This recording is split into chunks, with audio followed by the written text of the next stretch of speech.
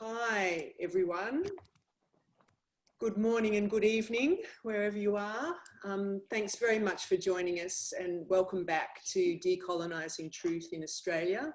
For those of you who don't know me, my name is Melinda Hinkson. I'm an anthropologist at the Alfred Deakin Institute for Citizenship and Globalisation, and I'm also the director of the Independent Institute of Postcolonial Studies. As we come together again today, let me acknowledge that we are all zooming in and speaking from Aboriginal country. Here in Melbourne, I acknowledge the Wurundjeri and the Bunurong peoples and pay tribute to owners, elders, custodians, and activists working to care for their country in these most challenging times. I also extend a warm greeting to all Indigenous people joining our discussions today. This morning we have what promises to be a really stimulating panel of 3 speakers. I'm going to very briefly introduce our presenters in the order in which they will speak. Victoria Grieve Williams, who's joining us all the way from New York, is a Warraimaay historian and an adjunct professor at RMIT. She's published on Aboriginal family history, slavery, activism, and the history wars. Victoria works in interdisciplinary ways to progress the development of Indigenous knowledges, positioning Aboriginal spirituality and philosophy as baseline, with a focus on establishing the values and ethics inherent in what it means to be human in a changing world. Victoria is in the process of establishing a Healing Histories Foundation, in which she will apply the Aboriginal principles of healing the wounds of history through truth-telling from research and reuniting families separated by the vagaries of war. So we're especially pleased to have you join us, Victoria. Lorenzo Veracini is Associate Professor of History at Swinburne University of Technology. His research focuses on the comparative history of colonial systems and settler colonialism as a mode of domination.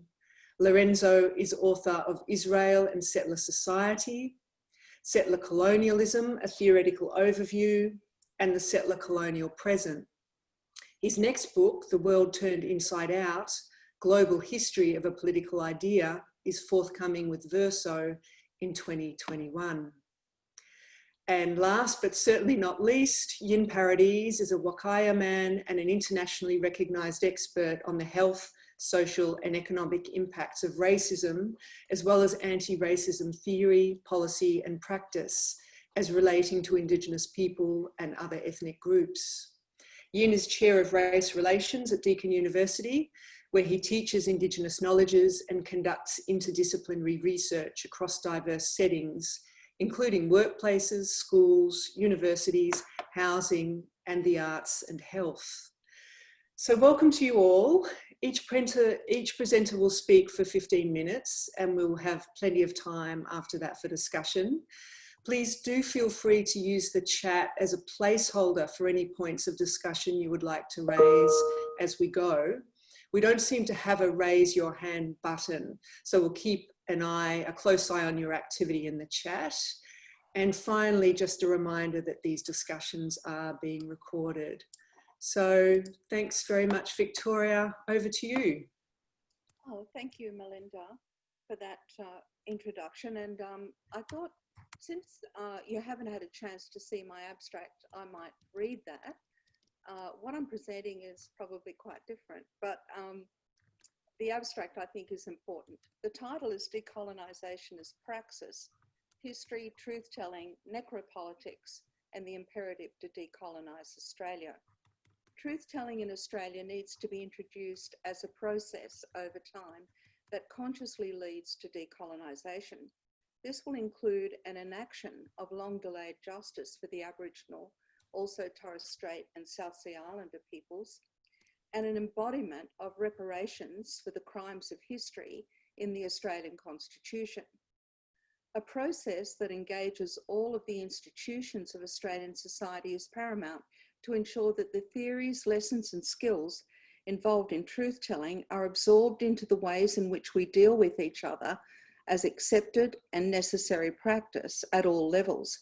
This is the way in which the foremost ethic of truth has been understood and practiced within Aboriginal spiritual, intellectual, and emotional experiences. In this scenario, a truth-telling commission with the powers of a royal commission and Aboriginal commissioners who pledge to hear out every Aboriginal person at regional and local levels would be the beginning. The factors that distinguish Aboriginal disadvantage, that hold Aboriginal people in a state of exception to the settler colonial state, are well overdue for intellectual scrutiny by such a commission, and Aboriginal people are ready to explain.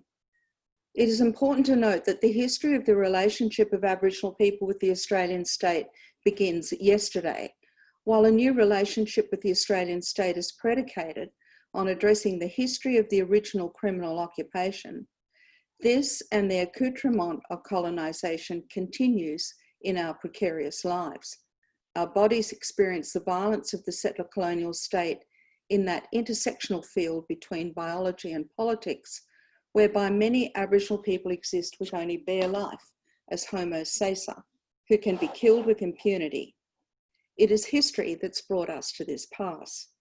Now is the time to lift the veil, to fully uncover the lies and agree on ways forward.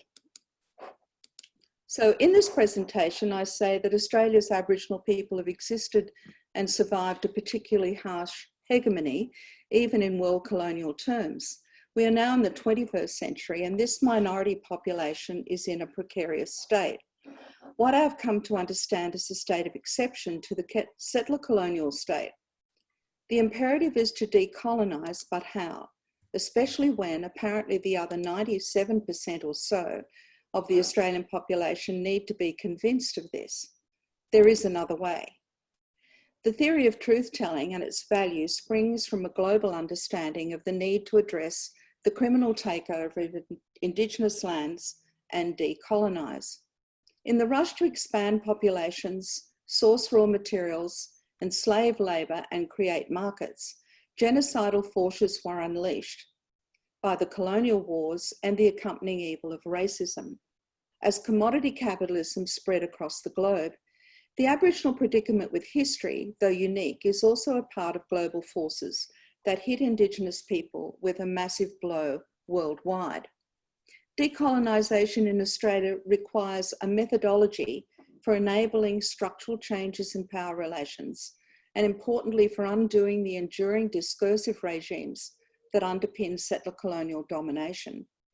If we follow what Paolo Freire identified as the only true way to be free, we need to develop a praxis within Australian society that will eventually include all levels of government and institutions. That is, a system of reflecting and acting on the world in order to transform it as the way to socio-political transformation. A part of this would be understanding, even in broad terms, what the Australian nation would look like after decolonisation. What are we aiming for? And how would this affect our governments and institutions, our relations with one another? Further, the question needs to be asked, does this idea of decolonisation require truth-telling? What is the truth, and what if it falls on deaf ears? To answer this question, we need to develop a theory of truth-telling and its role in decolonisation. It is taken as a truism that truth-telling in Australian history will lead to healing and reconciliation. How is this possible, and what are the mechanics of this? There is a methodology for coming together after a conflict in Aboriginal societies, but can this be developed so as to be a decolonising methodology? Is it possible that the methodology of telling the truth, that important space between ideas and action, the praxis of truth-telling, and the process that it unfolds, will shape the new relationships of an Australian nation, unfettered by the toxic grip of colonialism and racism? I do think so. I think this is possible, and this is why it is so important to develop this theory and methodology carefully. Preparing for the truth-telling exercise that Australia will embark on eventually, in one way or another, needs to be a process that is led by Aboriginal people, particularly at the local and regional level, and a process that also leaves room for others to be involved and in dialogue with Aboriginal people. That is, whether it is governments or concerned and engaged individuals, whether scholars or not, that enable a search for the truth. Aboriginal people are engaged in this on practically a daily basis and have spent an inordinate amount of time and energy trying to convince settler colonials that the truth matters, not the least through education programs in schools and universities. We know a great deal of the truth of the criminal occupation of Aboriginal lands, of the violence of what were in fact colonial wars. We need to know much more of the history of Aboriginal and settler colonials' relationships, especially with each other and with governments and institutions. And as historians and anthropologists have found, Aboriginal people know a great deal of this themselves. There are more than 200 biographies and autobiographies of Aboriginal people written over the last 5 decades that represent attempts by people to tell their own truth. They have not been able to see their lives and those of their families, kin, and broader communities reflected in the mainstream histories, and they saw the documenting of the injustice of their lives as an urgent priority. Many settler colonials and other migrants are understanding their inheritance is bloodied and dirty with the crimes of their ancestors. They are seeking ways to critically examine their family histories, make amends, give back, and find a new freedom. This is a demonstration of how telling the truth of the criminal takeover of Aboriginal lands can lead to decolonisation, new relationships between Aboriginal people and settler colonials. I refer especially here to the imminent publication of a series of letters to Samuel Griffith from his great-great-grandson David Denborough. Samuel Griffith was Premier of Queensland at the time of the settler colonial wars against Aboriginal people in the last decade of the 19th century, and went on to be the first Attorney General of the newly federated Australian states, responsible for writing the constitution that enshrines terra nullius. David was encouraged, or should I say instructed, by his longtime friend Jane Lester, an Aboriginal woman from the APOI lands, to find out about his ancestors. It has changed his life. This kind of direction is coming from Native people in the USA as well, and an example of how settler colonials can be well advised by those who know the history better than they do. The institution of history in settler colonial Australia has a history itself, a history of having written out the impact of racism, of war on Aboriginal men, women and children. It has written out the impact of the criminal occupation of Aboriginal lands on settler colonial wealth accumulation and the development of capital impoverishing Aboriginal people. It is a history of denial of the value of Aboriginal labour drawn into the institution of slavery and how the station complex in gender relations has impacted on the sexuality of settler colonials and of Aboriginal family formations. There is too a history of denial of the Aboriginal contribution to the socio-political life of the nation. Arguably, it's been the voices and actions of Aboriginal people that have steered the nation toward anything like a moral compass. The truth is not just factual or scientific, it is effective. It re-traumatizes. Finding the truth is intense emotional labour and it is high stakes. The inquirer is often open to attack of a personal and vitriolic nature.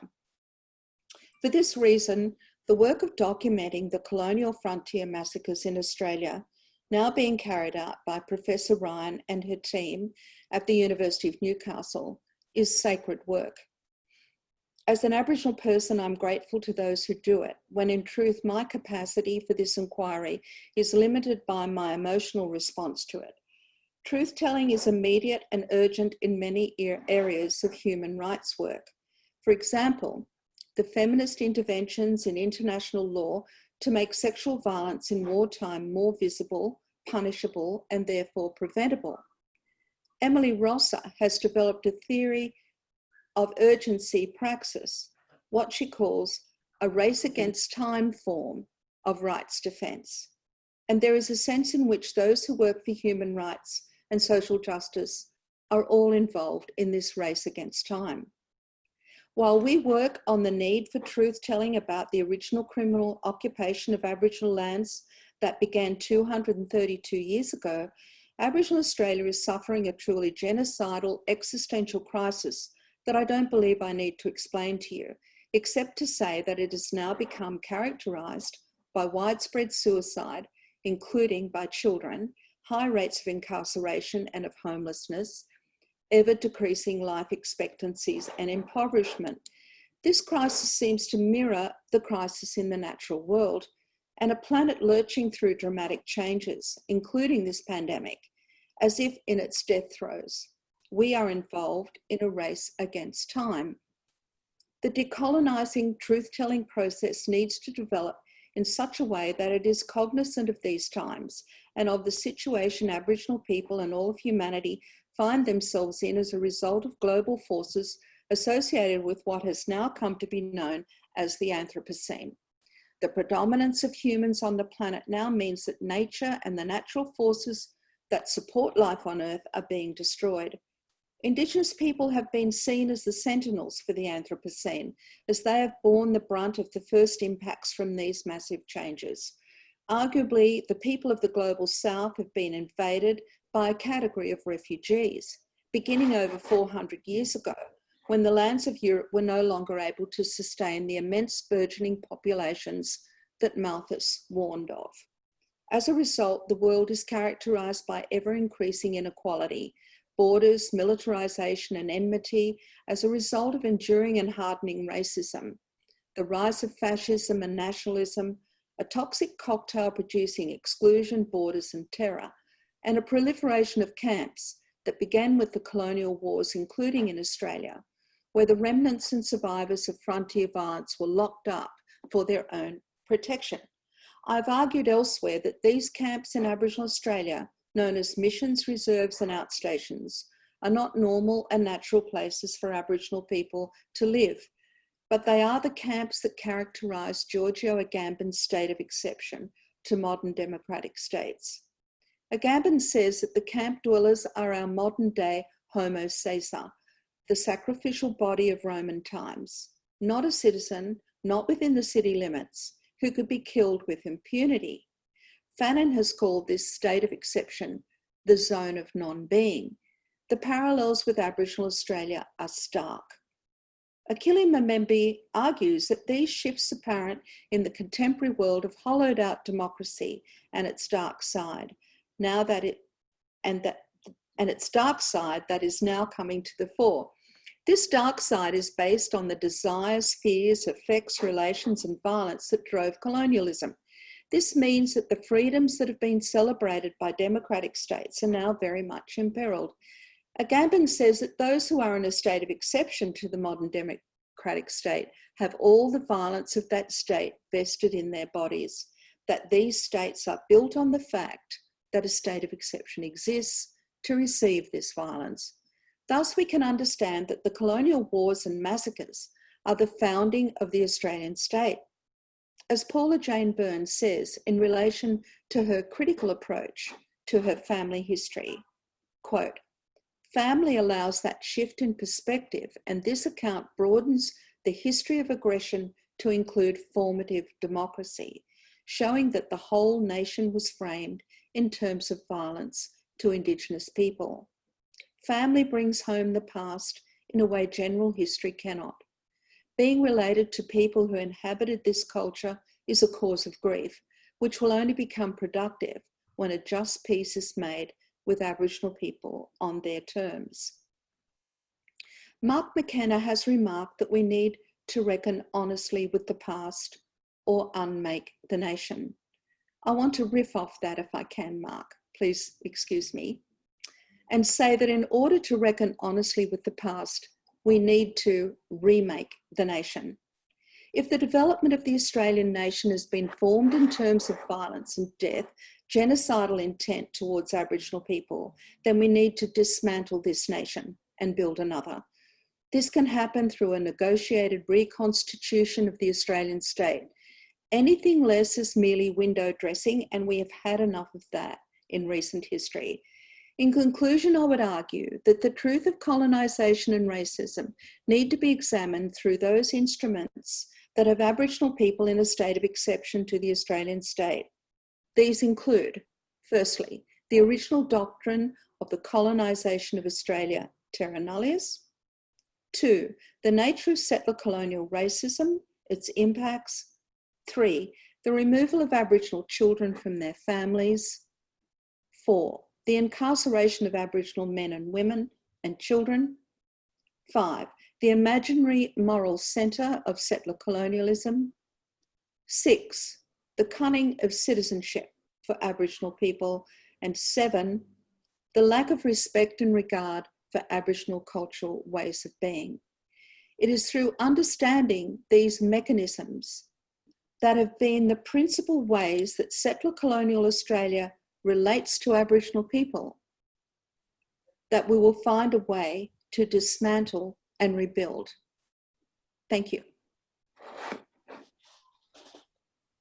Thanks very much, Victoria. That was terrific, extremely powerful, and you've kicked us off with many rich and important lines to follow up in the discussion. So we're going to hold our thoughts. Obviously, we could launch into a very wide-ranging discussion on the back of your paper right now, but we're going to hold our thoughts and we're going to go to Lorenzo. Thank you, Melinda. Thank you guys for having me. So I'll be reading my paper and hopefully that makes sense. Recognition has recently been a topic of interest in discussions concerning Indigenous settler relations under settler colonialism. My intervention today focuses on a contextual approach to recognition, hence my claim to originality in a multivocal and interdisciplinary debate. There is a legal meaning of recognition, there is a philosophical meaning of recognition, and there is a psychological meaning of recognition. And we should be aware of the specific registers according to which recognition is mobilized in public and scholarly discourse, and of the shifts between one registers and the others. Similarly and relatedly, reconciliation also needs to be understood contextually, because there is a Judeo-Christian theological version of reconciliation, for example, and there is an understanding of reconciliation that derives from the language of accounting. And they're not the same. And when talking about reconciliation, it is often unclear if we have even agreed on what we're talking about. A contextual approach is necessary, in my opinion, because the very notion of recognition begs the question, recognition of what? The Uluru Statement from the Heart productively focused on the basis of Indigenous participation in discussions about recognition, truth, treaty, and voice. This TTV model is an excellent start, and it is precisely because it was a sound proposal that it was not taken seriously by the Scott Morrison administration, which rejected the statement. This Australian government resented especially the voice proposal, as if there could be recognition without the possibility of uttering it. It is not only about clarifying the conditions of possibility for Indigenous recognition generally and constitutionally and in Australia. An understanding of the epistemology involved in recognition is needed because it enables, in my opinion, a productive framing of the contestations surrounding the politics of recognition. This is a global predicament. Indeed, there is currently a global uneven geography of engagement with recognition in the Indigenous transnational world. Some Indigenous struggles in some locales find the concept valuable and mobilize for it, while others find it counterproductive. The former demand recognition as a necessary prerequisite for decolonization, the latter express against recognition. When recognition is denied or even foreclosed by the settler polity, it is demanded by Indigenous activists.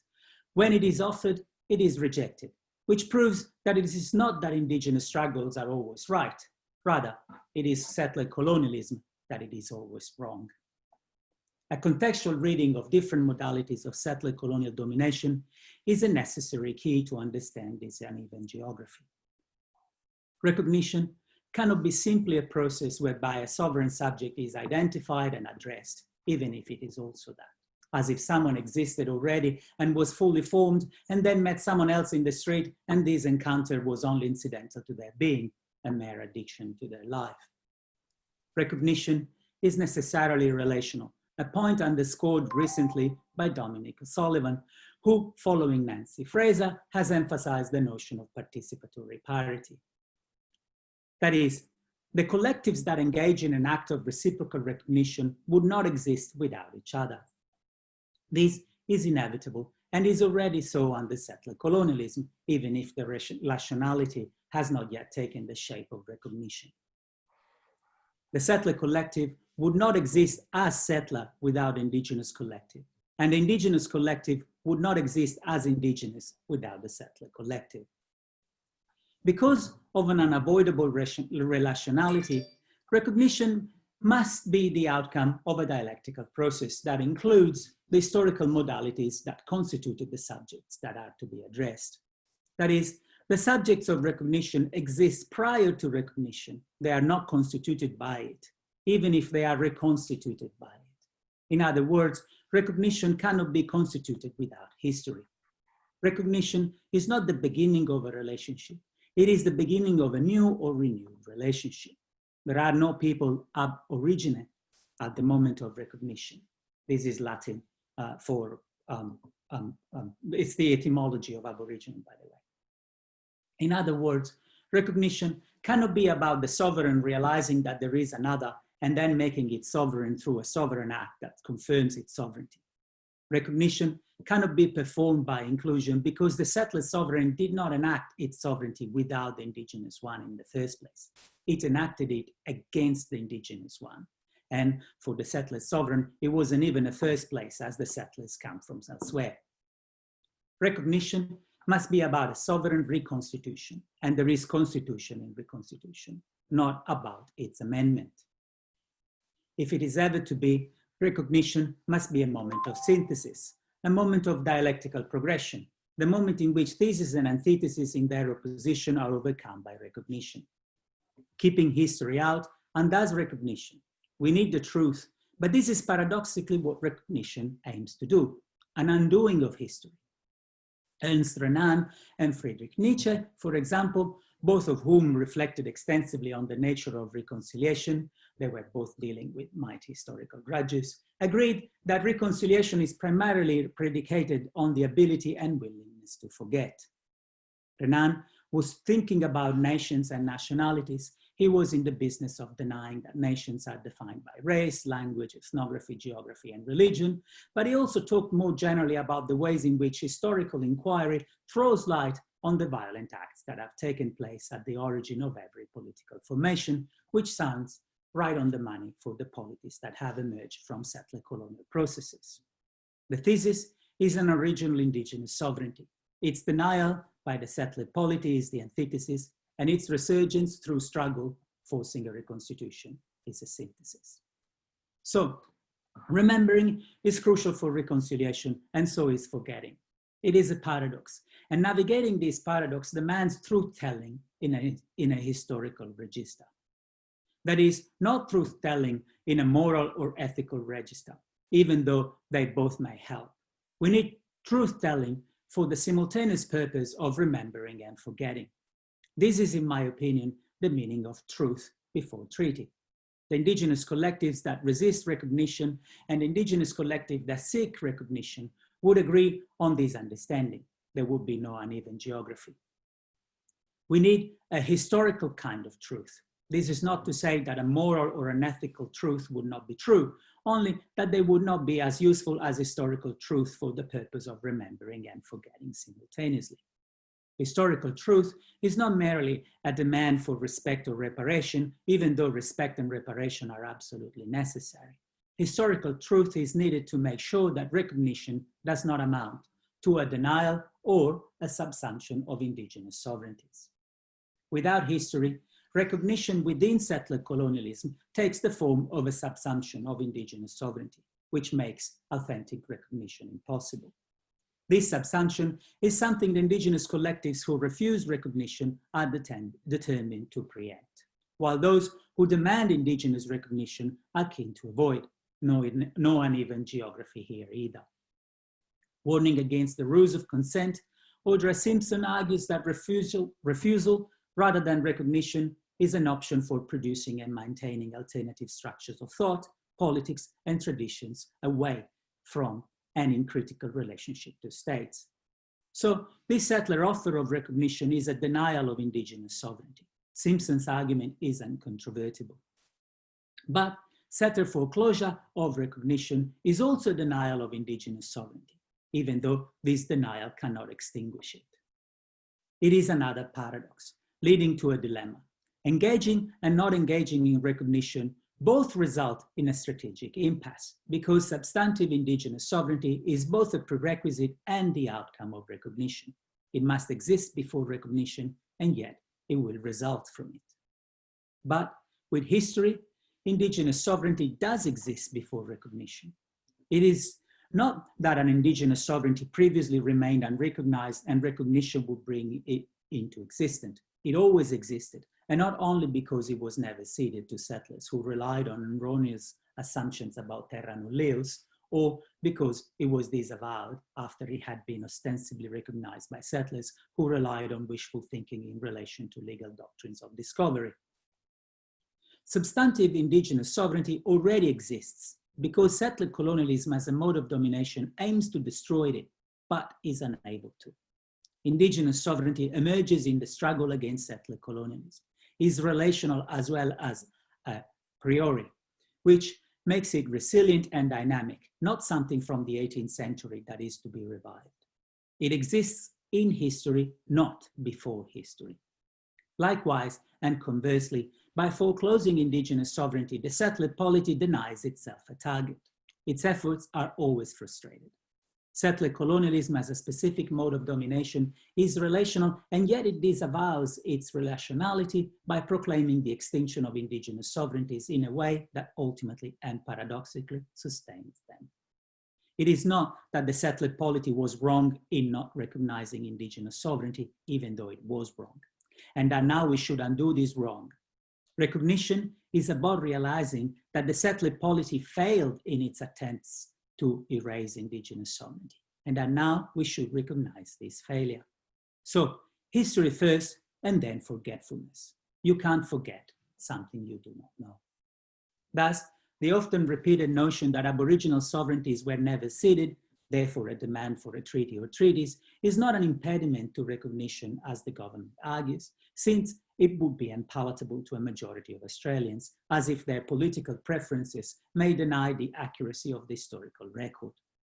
The notion of a substantive Indigenous sovereignty is the very condition of possibility for recognition, an asset. For the purpose of its constitutional ordering, Australia is by all means and purposes a successive state. That is, Aboriginal sovereignties precede the Australian one, not the other way around. A referendum on a statement of historical fact does not seem like a reasonable proposition. It would be like conducting a referendum about reversing the course of time and undoing the general principles of thermodynamics. It would be nice, but it falls without the limits of the Australian polity in its current configuration. That principle applies universally and does not depend on the will of a settler majority. Likewise, when it comes to Aboriginal substantive sovereignty, the settler doesn't get a say. So, a treaty, a marker of recognition. By, and we should be clear about this, a treaty, and for the record, nations do sign treaties with themselves. They are called constitutions. Incidentally, if and when the Australian Constitution is amended in order to include a recognition of the special status of Aboriginal Australians, this will not be the first time the constitutions would do so. Before 1967, Aboriginal Australians were also explicitly singled out in the constitutional text. They and no one else could not be counted or represented. Conceptually, a constitutional provision that gives them a voice in Parliament would not be an earth-shattering innovation. At first, they could not be represented. Then, they could be represented but only by someone else. In the future, they may represent themselves. The end of a journey remained unfinished in 1967. So a new constitution may be a treaty, but treaties are contracts that can be about ongoing relationships. Think about a lease agreement, and about finalizing issues. Think of a contract of sale. The notion of a contract is so important to our legal orders and yet so ambiguous. Ongoing and discontinuous is definitely not the same, and Canadian Indigenous scholars Cliff Atler has remarked on the differences between received Western liberal understandings of contract and Indigenous interpretations of treaty, and noted that if Indigenous peoples understood treaty as a marriage, the colonists treat it as a divorce. A treaty would not be the end of the story or the end of history. So much for superficial readings of Patrick Wolf's rendition of the settler colonial situation that have been offered by some scholars for some years now. Readings that ascribe to him and to settler colonial studies as an intellectual endeavor in general, an unwillingness to consider Indigenous agency and a pessimistic dismissal of Indigenous efforts to uphold Indigenous sovereignty in the face of the settler colonial onslaught. On the contrary, it is an understanding of the specific history and dynamic of settler colonial domination and a consequent historically grounded understanding of the ways in which Indigenous sovereignty was protected and dynamically reconfigured through struggle that may enable a type of recognition that is neither a subsumption of Indigenous sovereignty nor its denial. This is what decolonization looks like. We must craft a third way between settler denial and subsumption. Thank you. Thanks very much, Lorenzo. Extraordinary timekeeping, as well as much significant food for thought there. Thanks a lot.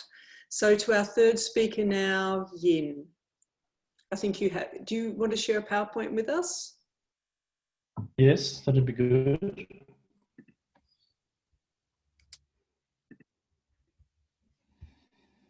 Yin, so I've just made you co-host. I think you can share screen now. It seems that I can, yes. Excellent. Okay, I assume you can see my slides. Right, so I'm talking about this today, Unsettling Truths, Modernity, Decoloniality and Indigenous Futures. It's a paper that I wrote recently, and you can download it. I'll put up the link if you want to read it later. But this is just a summary of the paper. So I start talking about in the paper the truth of modernity. Essentially what I'm saying is that colonialism is a process of slavery, rape, torture, murder, genocide, oppression, assimilation and extermination of Indigenous peoples. Not just Indigenous peoples, but certainly Indigenous peoples, among others. And there's a growing realization of the impossibility of justice through the law of reconciliation, or of any answers at all, from settler colonial states. The broader impacts of coloniality, colonial modernity, are pretty clear, but not often detailed in settler colonial contexts or scholarship. Just some examples. 60% of people globally earn less than $5 a day. 8 men are wealthier than half the world's population. 1.6 billion people are without adequate housing, and 1/4 of children in the world are stunted from malnutrition. These are the impacts of colonial modernity, among many others. And this stems from the modern nation state, which is hyper-individualistic to varying degrees, in the West more so than others, atomized, securitized, instigators of climate catastrophe and the 6th mass extinction that the world has experienced in the last 4.5 billion years or so, and at least 3.5 billion years of life on the planet. So some more examples of this. We see a 60% decline in vertebrates since 1970, massive and accelerating deforestation. We'll run out of arable soil at this rate that we're going within about 50 to 60 years. The oceans will be too acidic to support life, and the impacts of 4 degrees of global warming by the end of the century are really impossible to imagine with our level of ability. So in a consumptive world of rapidly dwindling fossil fuel resources, there's scant political will to steer away from civilizational collapse, which is now the most likely result in the next few decades. In such a world, truth-telling means telling the truth, the unsettling truth, about the dangers of modernity for global life, including modernity's deeply atrophied capacity to provide a collective existential purpose. In the past half millennium, nations have become ubiquitous through the violent enclosure of peasants' land in Europe, colonial usurping of Indigenous land throughout the world, capturing of the means of production by the wealthy few, including the 8 men who own half the world's wealth, and the extraction of resources from the majority via industrialisation and wage labour. Nations are maintained through some key processes. Among them are debt, property, institutions, labour coercion, and tax collection. And from these stem various rights which are enforced by legal and legalised forms of violence. My contention is that modern societies are parasitic, not simply neglecting but actively exploiting the labour of the many who would fare better in stateless societies for the benefit of the few who would not. The claim that only nation states can protect us from each other through law and order is nothing more than a justification for oppression and exploitation at an unprecedented scale.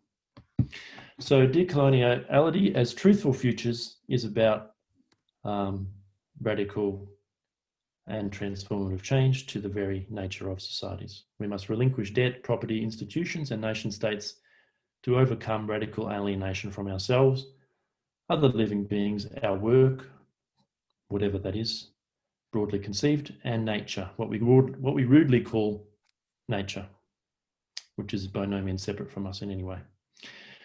We need to move beyond rationality, universalism, separability, certainty, control, mastery, progress, merit, innocence, entitlement, duty, and sacrifice as foundational to our modern subjectivities.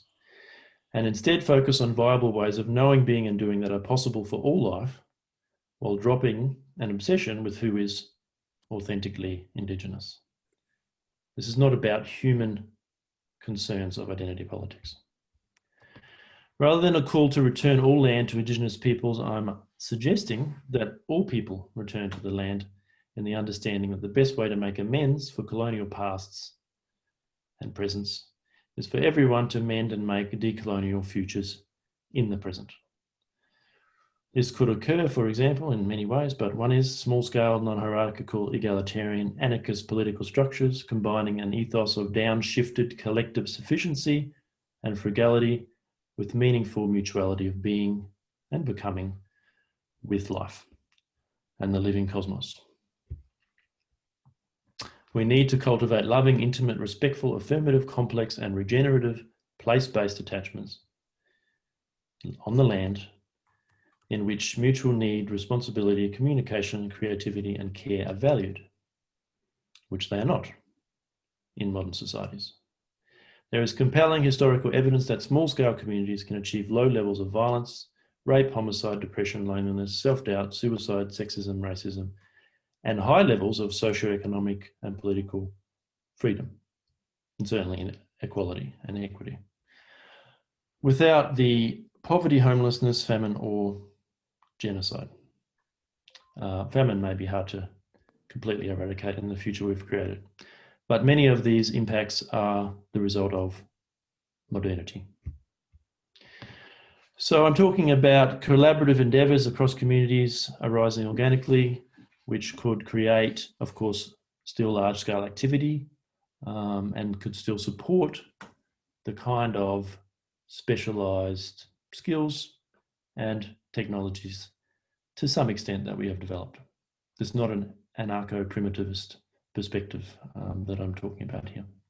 Societies that value self-realisation and freedom can be configured without either institutionalised, non-consensus-based exploitative hierarchies controlling the means of production or the hoarding of resources produced through the labour of others, both of which characterise the foundational nature of modern societies. So in conclusion, basically what we need is to move beyond modernity, and we need to adopt radical land-based, relocalised, self-sufficient, revitalised, communal, entangled, mutual and embodied kinship with life our own lives, those of our fellow humans, and those of non-human or more than humans. And to do so in flourishing, egalitarian social networks of small-scale local communities. My hope is for an insurgent seeding of new worlds grounded in Indigenous life ways, degrowth, rewilding, permaculture, frugality, voluntary simplicity and sufficiency, and intentional communities, which will rapidly outgrow a withering and terminally ill modernity that has no hope and no future. The end. Terrific. Thank you, Yin. That was a power-packed 5 minutes. Yin's paper has just very recently appeared online in an issue of Postcolonial Studies, which will, there you go, he's posted his paper there for you. So feel free to download that paper, enjoy it. It will come out in hard copy in a special issue of that journal that I have edited called Refiguring the Postcolonial for Precarious Times. And that will be out next month, which is very exciting. So we've had 3 really terrific, very, very substantial and provocative presentations, much food for thought, coming from different perspectives, but with some really important points of connection there. And I think I have to come back to Victoria's suggestion to us that decolonisation requires a methodology and it requires a praxis. I mean, I think partly perhaps where we've landed with Yin's paper at the end is one kind of instantiation perhaps of the kind of praxis that Victoria is proposing. And I would love perhaps just to invite the 3 of you, first of all, to have an opportunity to speak to each other in whatever way you might like to, around that very question. I mean, I think we're getting off at a canter on this theme, that this is not an intellectual exercise we're talking about.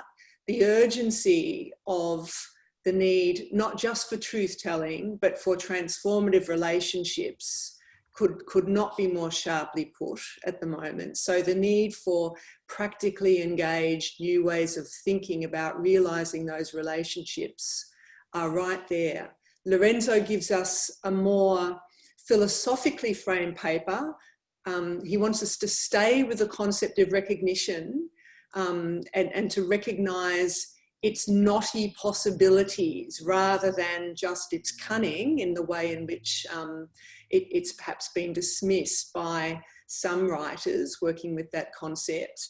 And so I'd also, ultimately like to hear from Lorenzo in this same discussion, because I don't think his paper is purely targeting philosophical questions either. So perhaps I'll just throw it to the 3 of you first to say whatever you would like to say in response to hearing each other, and then we'll come back to others.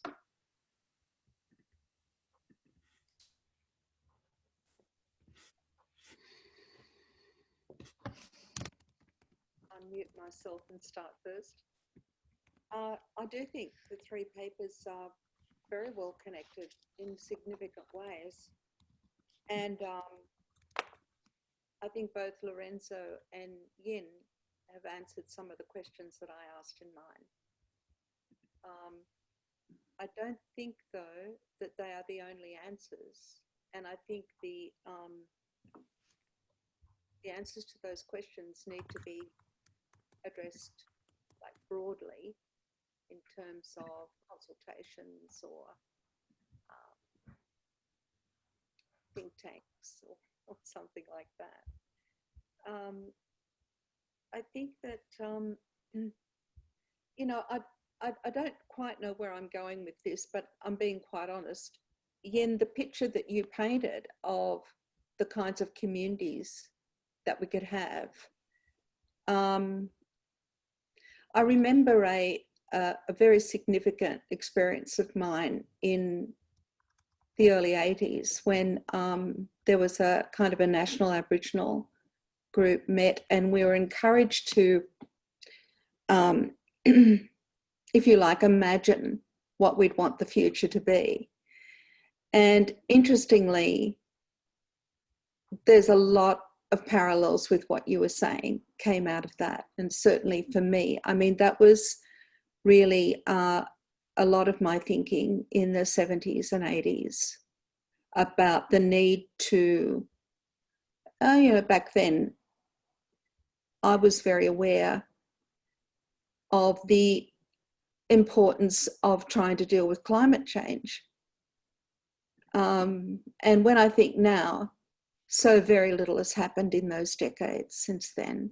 You know, I was actually using soap instead of detergent because I wanted to protect the waterways, and you know, I was so earnest, and you know, making my own bread, and I was just really like consciously divesting myself of a lot of materialism. And then I had children. So, you know, that changes a lot of things when you, it does, seriously. And, you know, they still think I didn't give them enough. But, you know, I don't think the answers to this are individual. They have to be collective. And they have to be like, if you like, bringing along other people with us in terms of how we develop approaches to decolonising. And it's true, decolonising is not just for Aboriginal people. The thing is, settler colonials don't realise that they are seared and soured by this experience and by this cultural legacy that they have.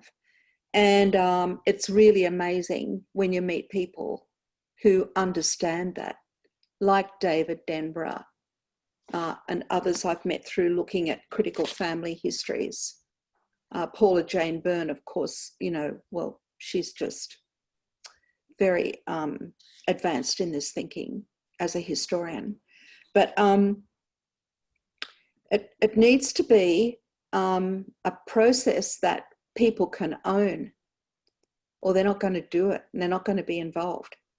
So I've been thinking recently with, you know, all of the things that have come to pass in the world, that nothing is going to be really done about this until we're forced to do it, which is, you know, it's a bit of a dark thought, but really people are still going to be using fossil fuels until there's none left or whatever. So I don't know. I don't hold out a lot of hope for human beings to be proactive in that sense. But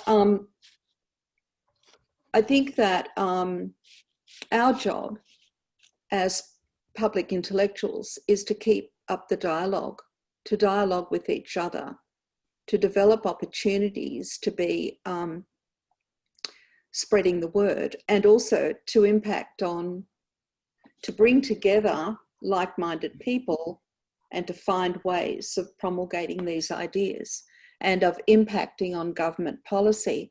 Now, I sense, particularly in what you were saying, Yin, that you understand that the world needs Indigenous wisdom. The world, what has happened with the process of colonisation is the attempted destruction of people who really I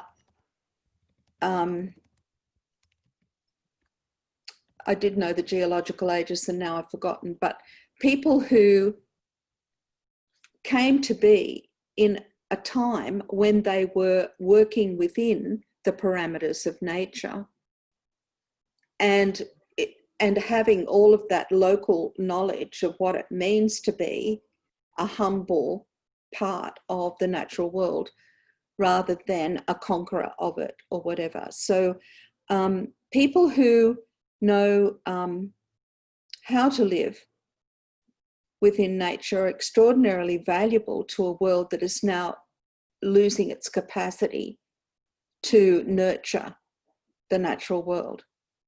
So we have an opportunity here to be promoting the importance of Indigenous intellectuals to the future of the world. So I think I'll leave it there. Thank you.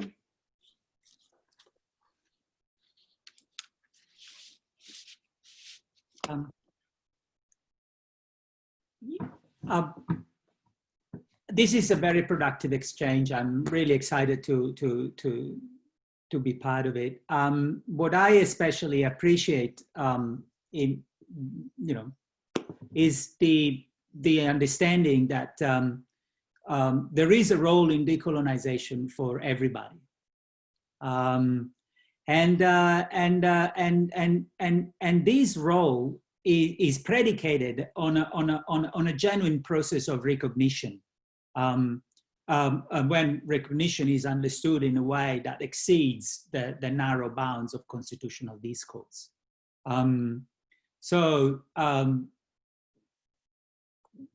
Yes, these three papers are talking to each other in very productive ways.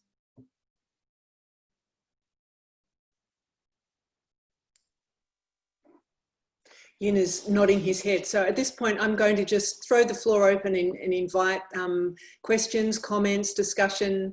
I've been advised, of course, that we do have a raise your hand button. It's under the participants button. Oh, here we go. Vanessa, over to you. And Yin.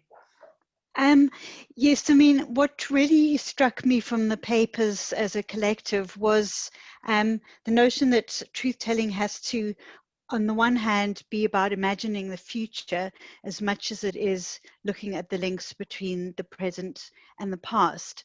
And I mean, I think the kind of ecological crisis that we're facing now compels us to do truth-telling in a way that acknowledges that and looks at the way that the history of colonialism has actually contributed and constituted the current crisis, as well as engaging in a discussion about the future. I mean, I think Yin's vision of the future, which I read before, I was dumbstruck by it. I mean, but that's just sort of audacious thinking I think we need at this point. And I think that's what can give us hope in a situation that seems sometimes, you know, impossible to intervene in. So I don't know whether that's a question. I suppose what I'd like the speaker's thoughts on, you know, how we actually make that happen in a truth-telling process. How would we do something different to the kind of linear processes that have happened in other contexts?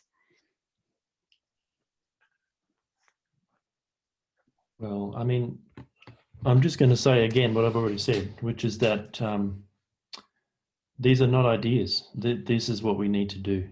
And as Vicky already said, it's not a choice. You know, we will transform radically or we will die. And that can happen after we run out of fossil fuels, or we can start doing that work now. So I'm asking people to live in a different way. I'm asking people not to feed the modern systems by being involved in debt or property or institution or nation states. We don't need those things. There are other things that we don't need, and I mentioned them already. Be different, do different, think different, and you may get a head start on the changing world, which in 20, 30, 40 years, it will be unrecognizable to what it is now. So your choice is start early, have a chance, or start late, and your chance is much reduced. That's your only choice. Could I make a comment here? When I first started to be engaged with the idea of the Anthropocene, I was doing a web search and I found a document written by a scholar from University of Michigan, and it was called Minimal Ethics for the Anthropocene. And she said that this paper came about because they were having a discussion in their staff room about, and this was about 2010, I think, about what would you advise your children about preparing for the future. And one of the men in the staff room said, "Get a gun." And this is really important thing to think about because of the increase in conflict in the world. There's a kind of a harshness now in the way that people often interact with each other on all levels. And I think that this is an area where Aboriginal ways of being have got quite a lot to contribute, particularly in terms of if we could inculcate some of the values and ethics of Aboriginal culture into our communities.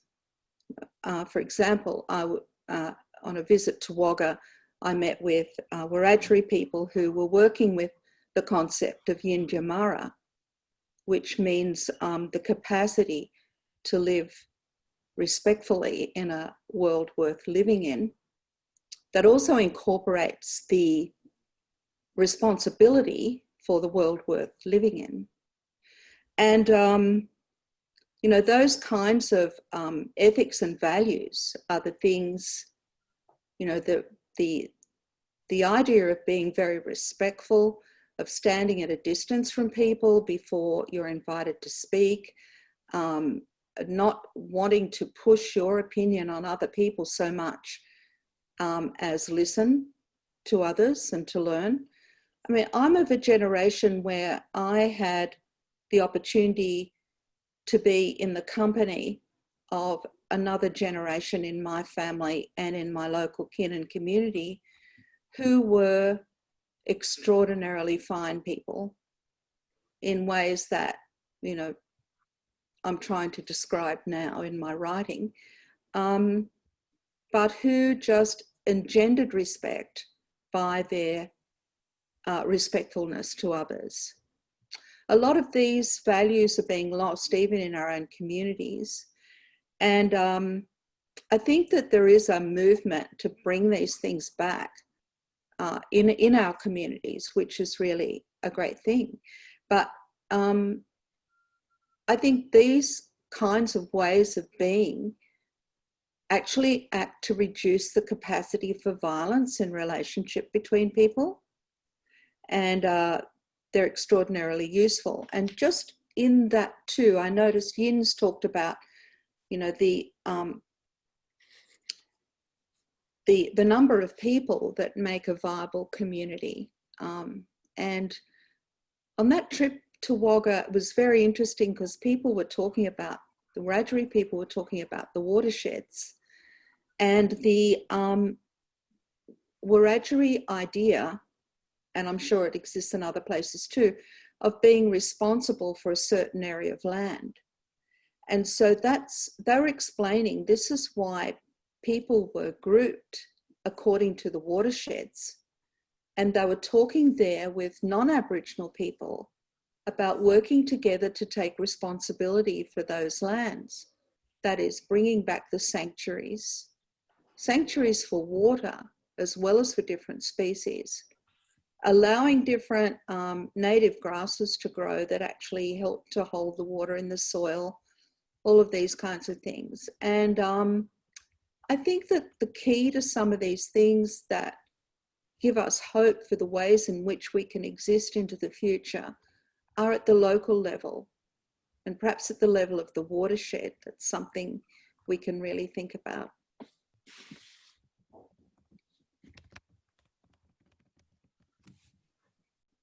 Thank you. Other questions or comments from people? Massimo. Hey, thanks, Linda. Nice to see some of you, and thanks for the papers this morning. Really interesting, mash of ideas. I guess this is probably for everyone, but maybe, I guess it was Victoria's theme on truth-telling.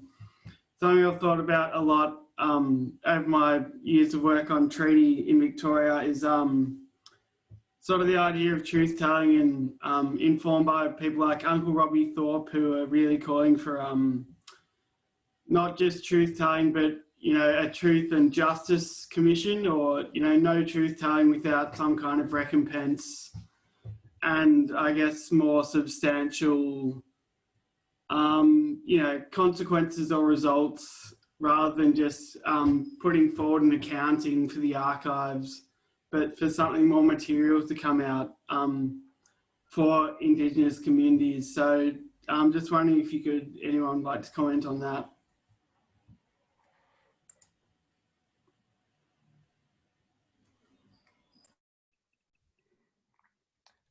I'll make a quick comment. It won't take long. I don't think we should be asking for anything from the state. I'm not interested in talking to the state. I don't want anything from them except for their obliteration.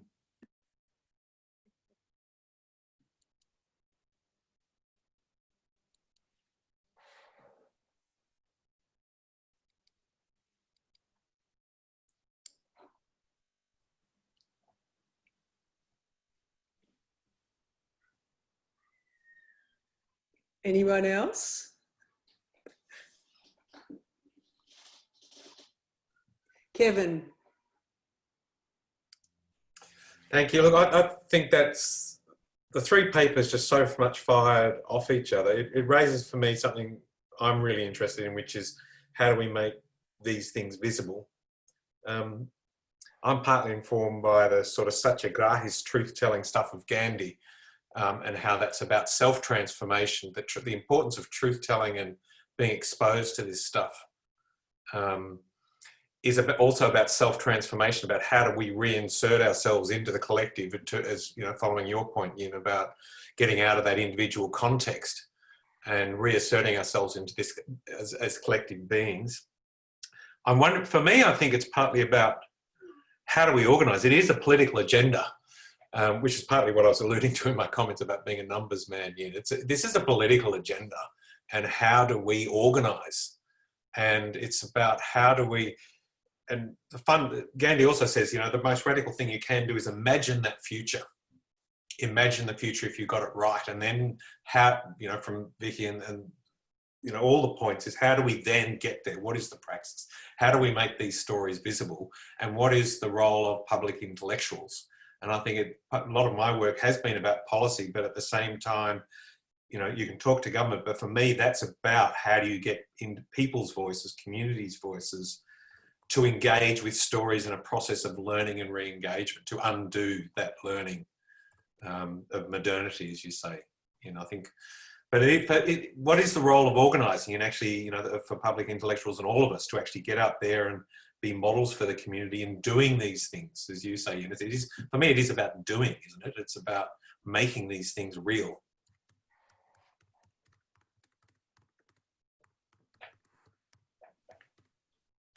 We need to be doing so many things, yeah. Protests, strikes, destruction of the colonial state, whatever it is, you know, it's not about giving them a free ride. It's causing trouble at every turn and staying with that trouble. But at the same time, you know, finding spaces of exile, of sanctuary, fugitive spaces where we can live even a slightly different lives. So I live, for example, on an intentional community. All the land is owned in common. We don't own any of our own houses. So I don't own any property on this community. And you know, we try and do things communally. This is it. Create community in whatever way you can, whether it's your next door neighbour or starting from scratch a whole new place. It doesn't matter what it is. Start somewhere and build from there. And be different to what capitalist neoliberalism, colonial settler mentality wants you to be. And in that process of being different, you will destroy the structures of settler coloniality. It's not, we're beyond talking. It's not about talking anymore. It's about doing.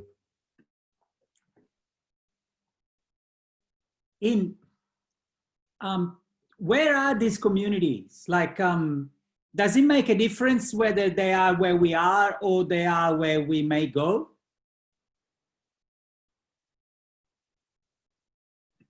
Well, I think it's nice to start where you are, yeah. And there's certainly lots of radical transformation that could happen within suburbs, for example.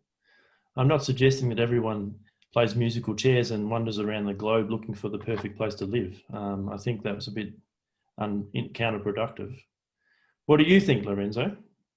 You've got to answer questions too. You don't just ask them. Yes. Oh, look, I've been thinking about the distinction between emplaced change and displaced change. And that has been something I've been focusing on. I've been very attentive to the ways in which people are saying, we are going to make a revolution right here, or we are going to leave things the way they are right here, but we're going to change things where we are going, you know. That's something I've been trying to train myself into understanding the dynamics of place and the imagined place that we imagine change happening. But when you say we should change things in our suburbs, then I see emplaced change. If you say we should move into intentional communities located somewhere else, I see people moving with a sovereign capability, with the ability of establishing political regimes where they're going. And so that I see the distinction, and I'm interested in teasing out the implications. Mm-hmm.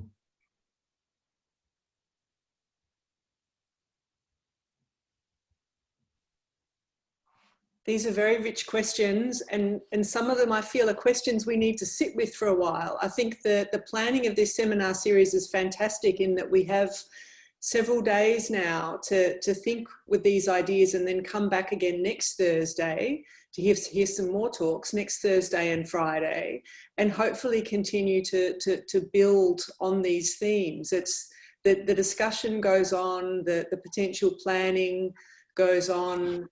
And I'm certainly happy to keep going now if people want to keep talking, but it might also be a nice moment to pause, go away, think some more, and come back again next week. Does anyone have a question or a comment or something else to feed into the discussion before we close for the day? Can I just have a quick, make a quick comment? Eileen, for sure, please. Yeah. In relation to Lorenzo's question, I've changed my community just by talking about what I know is happening. And when I say I've changed the community, I mean I've changed the behaviour of my neighbours. I've changed the way they garden.